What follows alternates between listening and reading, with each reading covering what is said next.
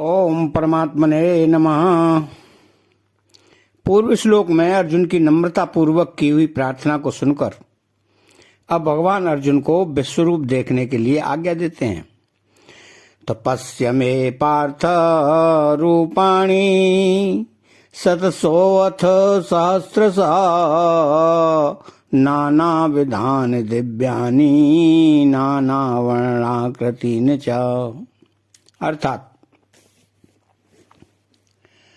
पश्य में पार्थ रूपाणी शतसो अथ सहस्रश। अर्जुन की संकोचपूर्ण प्रार्थना को सुनकर भगवान अत्यधिक प्रसन्न हुए। अतः अर्जुन के लिए पार्थ संबोधन का प्रयोग करते हुए कहते हैं कि तू मेरे रूपों को देख। रूपों में भी 3-4 नहीं, प्रत्युत सैकड़ों हजारों रूपों को देख, अर्थात अनगिनत रूपों को देख। भगवान ने जैसे विभूतियों के विषय कहा है कि मेरी विभूतियों का अंत नहीं आ सकता, ऐसे ही यहां भगवान ने अपने रूपों की अनंतता बताई है। तो नाना विधान दिव्यानि नाना वर्णाकृतीनि च। अब भगवान उन रूपों की विशेषताओं का वर्णन करते हैं कि उनकी तरह तरह की बनावट है, उनके रंग की तरह तरह के हैं, अर्थात कोई किसी रंग का तो कोई किसी रंग का, कोई फीका तो पीला तो कोई लाल, आदि आदि। इनमें भी एक एक रूप में कई तरह के रंग हैं।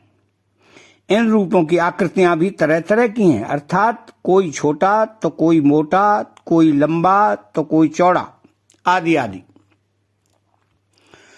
तो जैसे पृथ्वी का एक छोटा सा कण भी पृथ्वी ही है, ऐसे ही भगवान के अनंत अपार विश्वरूप का एक छोटा सा अंश होने के कारण यह संसार भी विश्वरूप ही है, परंतु यह हरेक के सामने दिव्य विश्वरूप से प्रकट नहीं है, प्रत्युत संसार रूप से ही प्रकट है।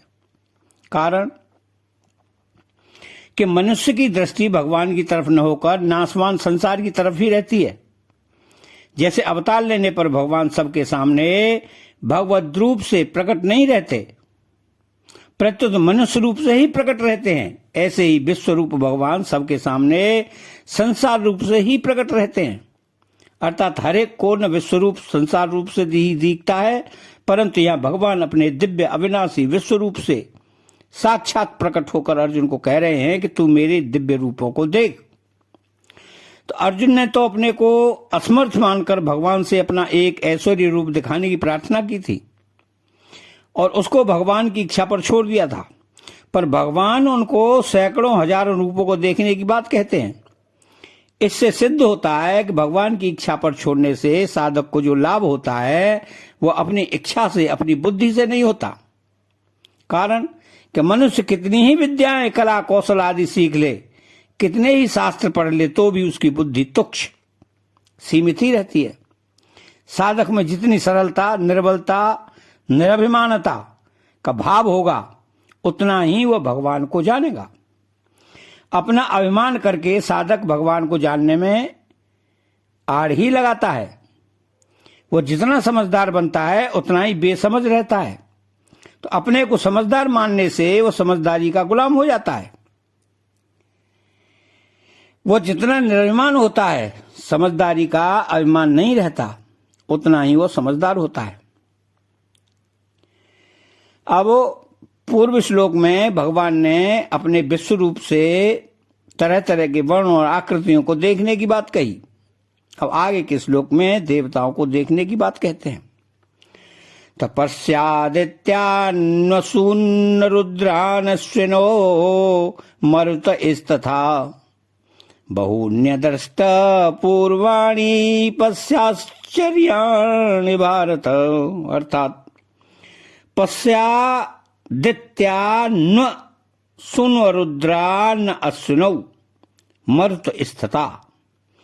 अदिति के पुत्र धाता, मित्र, अर्यमा, शक्र, वरुण, अंश, भग, विश्व, स्वान, पूषा, सविता, त्वष्टा और विष्णु, ये 12 आदित्य हैं। धर, ध्रुव, सोम, अहह, अनिल, अनल, प्रत्यूष और प्रभास, ये 8 वसु हैं। हर, बहुरूप, त्र्यंबक, अपराजित, वृषाकपि, शंभु, कपर्दी, रैवत, मृगव्याध, सर्व और कपाली, ये 11 रुद्र हैं। तो अश्विनी कुमार 2 हैं, ये दोनों भाई देवताओं के वैद्य हैं। तो सत्य ज्योति, आदित्य, सत्य ज्योति, त्रियग ज्योति, सज्ज्योति, ज्योतिष्मान, हरित, ऋतजित, सत्यजित, सुषेण, सैनजित, सत्यमित्र, अभिमित्र, हरिमित्र, कृत, सत्य, ध्रुव, धर्ता, विधर्ता, विधारय, ध्वांत, धुनि, उग्र, भीम, अभियु, साक्षिप, ईर्द्रक, अन्याद्रक, याद्रक, प्रतिकृत, ऋक, समिति, संरंभ, ईद्रक्ष, पुरुष, अन्याद्रक्ष, चेतस, समिता, सविदक्ष, प्रतिदक्ष, मरुति, शरत, देव, दिश, यजुः, अनुद्रक, साम, मानुष और विष, ये 49 मरुत हैं। तो 123वें से 130वें श्लोक तक इन सबको तू मेरे विराट रूप में देख। 12 आदित्य, 8 वसु, 11 रुद्र, 2 अश्विनी कुमार, ये 33 कोटि, 33 प्रकार के देवता संपूर्ण देवताओं में मुख्य हैं। देवताओं में मरुदगणों का नाम भी आता है, पर वे 49 मरुदगण इन 33 प्रकार के देवताओं से अलग माने जाते हैं, क्योंकि वे सभी दैत्यों से देवता बने हैं। इसलिए भगवान ने भी तथा पद देकर मरुदगणों को अलग बताया है। तो बहुन्य दृष्ट पूर्वाणी पश्चाश्चर्याणि भारत, तुमने इन रूपों को पहले कभी आंखों से नहीं देखा है, कानों से नहीं सुना है, मन से चिंतन नहीं किया है, बुद्धि से कल्पना नहीं की है। तो इन रूपों की तरफ तुम्हारी कभी त्रंति ही नहीं गई। ऐसे बहुत से अदृष्ट रूप, पूर्व रूपों को तू अब प्रत्यक्ष देख ले। इन रूपों के देखते ही आश्चर्य होता है कि अहो, ऐसे भी भगवान के रूप हैं। ऐसे अद्भुत रूपों को तू देख। तो पिछले श्लोक में भगवान ने विराट रूप में अनेक तरह के और अनेक रंगों तथा आकृतियों वाले रूपों को देखने की बात कही थी। अब उसी बात को इस श्लोक में विस्तार से कहते हैं। भगवान के कथन का तात्पर्य है कि सभी देवता मेरे स्वरूप हैं, अर्थात उन देवताओं के रूप में मैं ही हूं। अतः चैनल को सब्सक्राइब करें, बेल आइकन घंटी को दबाएं और कमेंट बॉक्स में जय श्री कृष्णा लिखें। बोलो जय श्री कृष्णा।